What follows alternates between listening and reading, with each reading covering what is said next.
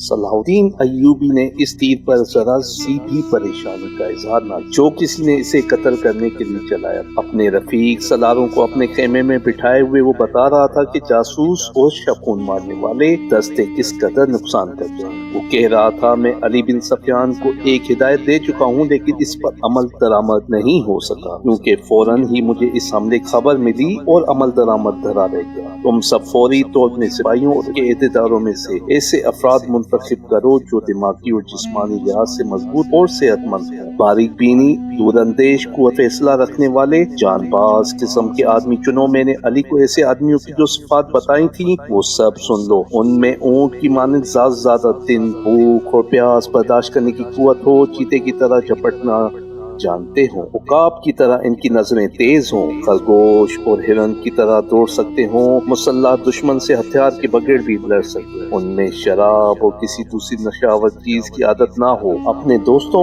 اور ان کے کمانداروں کو خاص طور پر ذہن نشین کروا دیں کہ عیسائی بڑی خوبصورت اور جوان لڑکیوں کو جاسوسی کے لیے اور فوجوں میں بے اطمینانی پھیلانے کے لیے اور عسکریوں کو جذبے کے لحاظ سے بیکار کرنے کے لیے استعمال کر رہے ہیں۔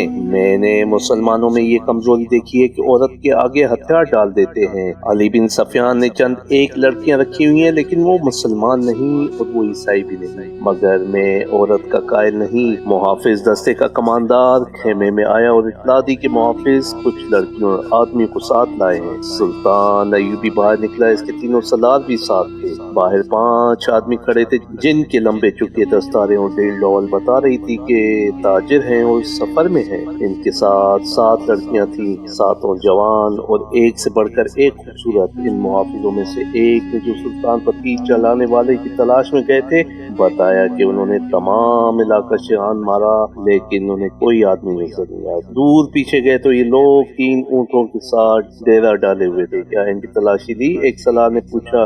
لی ہے، محافظ نے جواب دیا۔ یہ کہتے ہیں کہ تاجر ہیں، ان کا سارا سامان کھلوا کر دیکھا، جامع تلاشی بھی لی، ان کے پاس ان خنجروں کے سوا اور کوئی ہتھیار نہیں تھے۔ اس نے 5 خنجر سلطان ایوبی کے قدموں میں رکھ دیے۔ ہم مراکش کے تاجر ہیں، ایک تاجر نے بتایا، سکندریہ تک جائیں گے۔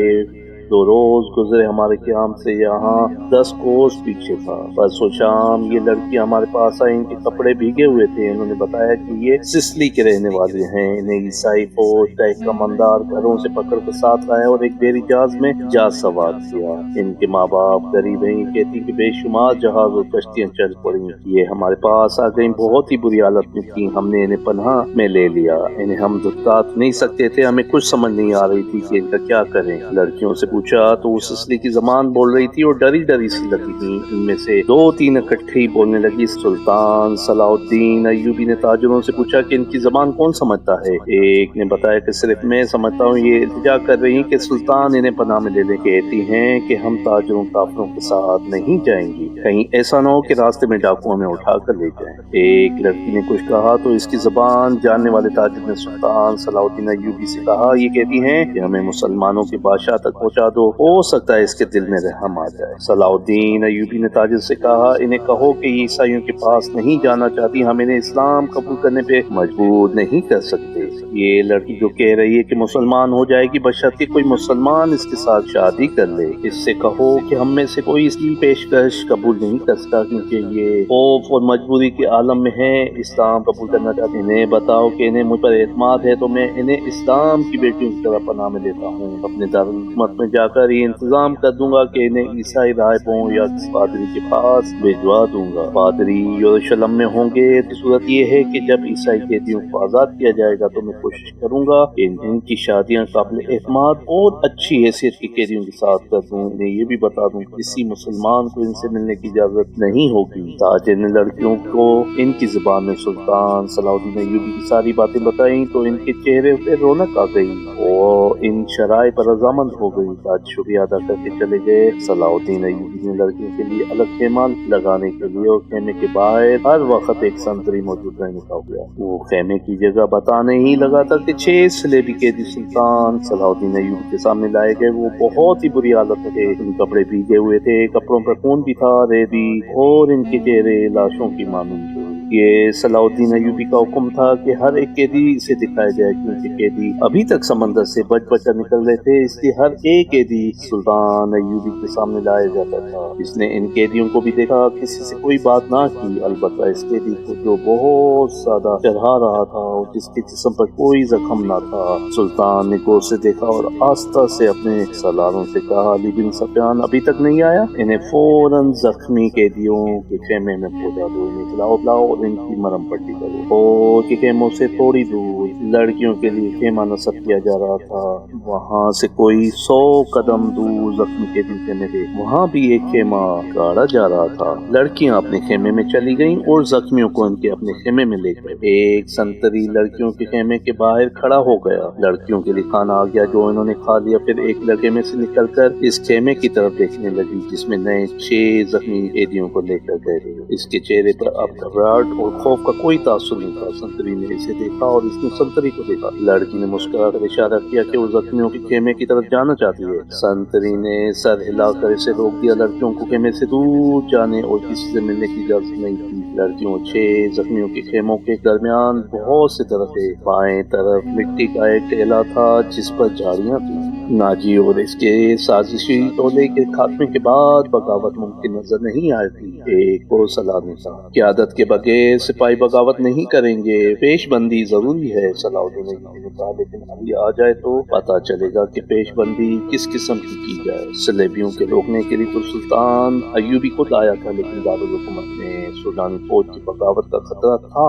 علی بن سفیان کو سلطان ایوبی نے وہیں چھوڑ دیا تھا تاکہ وہ سوڈانی لشکر پر نظر رکھے اور بغاوت کو اپنے خصوصی فن سے دبانے کی کوشش کرے۔ اسے ابھی تک صلاح الدین ایوبی پاس وہاں کے احوال وقائع بتانے تھے، مگر وہ نہیں آیا تھا، جس سے سلطان ایوبی بے چین ہوا جا رہا تھا۔ وہ جب اپنے سالاروں کے ساتھ قاہرہ کی صورتحال کے متعلق باتیں کر رہا تھا، اس کے تمام گہری نیند سو چکا تھا، مگر وہ 7 لڑکیاں جاگ رہی تھی جنہیں سلطان ایوبی نے پناہ میں لیا تھا۔ ایک بار سنتری نے خیمے کا پردہ اٹھا کر دیکھا، اندر دیا جل رہا تھا۔ پردہ ہٹے لڑکیاں خراٹے نے لگے۔ سنتری نے دیکھا کہ وہ پوری ساتھ ہیں، وہ سو رہی ہیں، تو اس نے پردہ گرا دیا اور خیمے کے ساتھ لگ کر بیٹھ گیا۔ خیمے کے پردے کے ساتھ جو لڑکی تھی، اس نے خیمے سے پردہ ذرا سا اوپر اٹھایا، پردہ آہستہ سے چھوڑ کر اس نے ساتھ والی کے کان میں کہا، بیٹھ گیا ہے۔ ساتھ والی نے اگلی لڑکی کان میں کہا، بیٹھ گیا ہے۔ ایک لڑکی جو خیمے کے دوسرے دروازے کے ساتھ تھی آہستہ سے اٹھ بیٹھی اور بستر سے نکل گئی۔ بستر زمین پر بچھے تھے،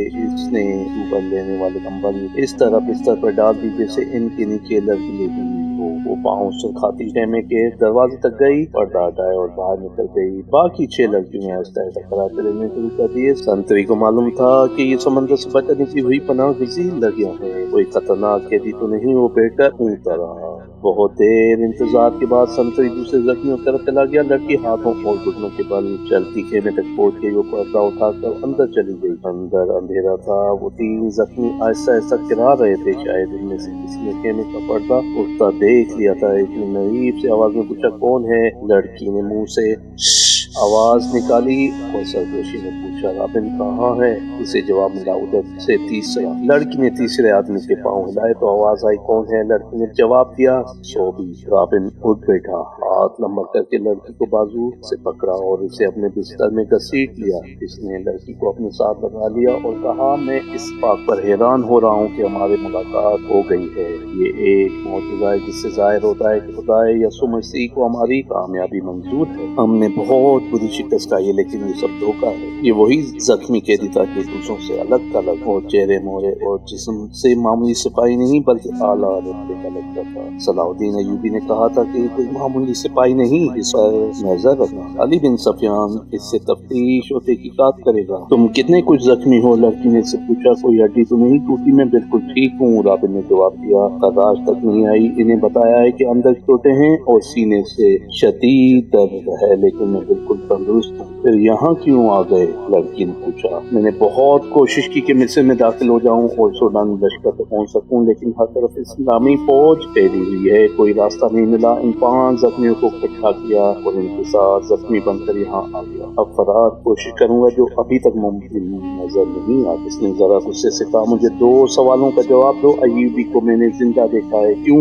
کیا تیر ختم ہو گئے تھے یا وہ حرام خور بزدل ہو گئے ہیں۔ اور دوسرا سوال یہ کہ تم ساتھ ہی ساتھ رکھتے مسلمان کی قید میں کیوں آ گئی؟ کیا وہ پانچوں مر گئے یا بھاگ گئے ہیں؟ وہ زندہ ہیں رابن، موبی نے کہا۔ تم کہتے ہو کہ خدا یسوع مسیح کو ہماری کامیابی منظور ہے، لیکن میں کہتی ہوں کہ ہمارا خدا ہمیں کسی گناہ کی سزا دے رہا ہے۔ صلاح الدین ایوبی اس لیے زندہ ہے کہ تیر اس کے پاؤں کے درمیان ریت میں لگا تھا۔ کہیں کسی لڑکی نے چلایا تھا؟ رابن نے پوچھا۔ کرسٹوفر کہاں ہے؟ اس نے چلایا تھا، مگر کرسٹوفر کا تیر خطا گیا۔ رابن نے حیرت سے تڑپ کر پوچھا، کرسٹوفر؟ اس کی تیر اندازی نے شائع اکن کو حیران کر دیا تھا۔ اس کی ذاتی تلوار انعام نے لی تھی، یہاں اس کا نشانہ اتنا چوک گیا کہ 6 فٹ لمبا اور 3 فٹ چوڑا۔ صلاح الدین ایوبی اس کے تیر سے بچ گیا۔ بدبخت کے ہاتھ ڈر سے کام گئے ہوں گے۔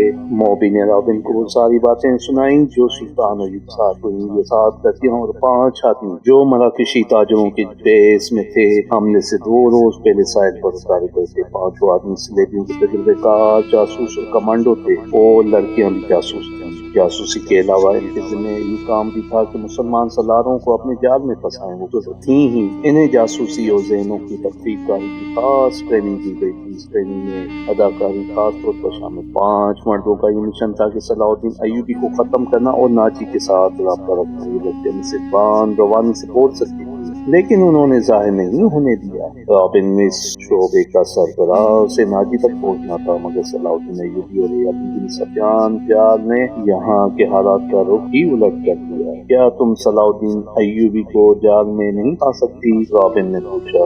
ابھی تو یہاں پہلی رات ہے، موبی نے کہا۔ اس نے ہمارے متعلق جو فیصلہ دیا ہے، اگر وہ سچے دل سے دیا ہے تو اس کا مطلب یہ کہ وہ مرد نہیں پتھر ہے۔ اگر اسے ہمارے ساتھ کوئی دلچسپی ہوتی تو کسی ایک لڑکی کو اپنے خیمے میں بلا لے۔ اسے قتل کرنا بھی آسان نہیں۔ وہ ایک ہی بار شاید پڑا خطا گیا۔ وہ 5 کہاں ہے؟ رابن نے پوچھا۔ تھوڑی دور ہے، موبی نے جواب دیا۔ وہ ابھی یہیں رہیں گے؟ سنو موبی، رابن نے کہا، اس شکست نے مجھے پاگل کر دیا ہے۔ میرے ضمیر پر اتنا بوجھ آ پڑا ہے جیسے اس شکست کی ذمہ داری مجھ پر عائد ہوتی ہے۔ سلیب پر ہاتھ رکھ کر حلف تو سب سے دیا گیا تھا، لیکن ایک سپاہی کے حلف میں اور میرے حلف میں زمین اور آسمان جتنا فرق ہے۔ میرے رتبے کو سامنے رکھو، میرے فرائض کو دیکھو۔ آدھی جنگ مجھے زمین کے نیچے سے اور پیٹ کے پیچھے سے وار کرتی، مگر میں اور تم 7 اور وہ 5 اپنا فرض ادا نہیں کر سکے۔ مجھ سے یہ سلیب جواب مانگ رہی ہے۔ میں یقین کے ساتھ کچھ نہیں کہہ سکتا، رابن نے کہا۔ میں نے حملے سے بہت پہلے مصر میں پھیلائے ہوئے اپنی جانب جو معلومات حاصل کی تھیں وہ یہ ہیں کہ صلاح الدین ایوبی کو سودانیوں کے 50,000 محافظ لشکر پر بھروسہ نہیں، حالانکہ یہ مسلمانوں کی وائسرائے مصر کی اپنی فوج ہے۔